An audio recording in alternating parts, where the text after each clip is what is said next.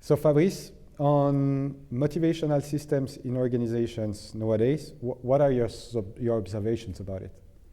You know, when you hear what Chris is saying, it worked the other way. In fact, most of the company they don't implement the context favorable, enhancing this engagement. And I think the problem comes from the past time, because the system around which we have built our organization and motivational model has its roots in the emerging capitalism of the 20th century and Taylorism and behaviorism, at a period where it was mechanical task, in the Ford factories. So this problem, it has worked in a certain context and to a certain extent, but it is contradictory to our human nature. And what it means that the vision on which we have based this model is based that people are not curious. So as they are not curious, we have to stimulate them in order to be sure they are going to behave in a positive way. And the second, it is we have never questioned motivation. So we think people are less or more motivated, and it's varies in terms of intensity.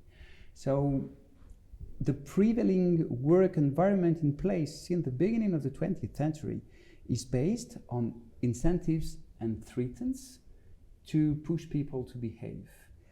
And the consequence, that command and control system is far from being effective regarding effective functioning from people, And it pushes people just to obey, which is what you were saying with the non-engaged people, and just to be cautious. They just do what the system requires. And it is really, I would say, damaging for organization, because we see a big gap between the states of science since 50 years and the practices of organization. And if I may, I take an example with Don Ariely, which is one of the greatest economists of our time. And he has done a series of experiments in the world, in India, in America, with student workers, just to understand the way incentives influence motivation and performance.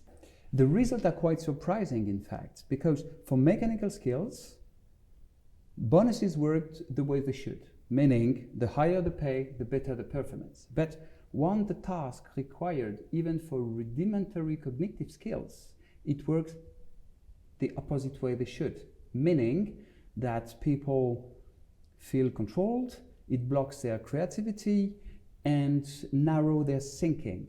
So it led to a worse performance. But despite this kind of result, we go on with a controlling context.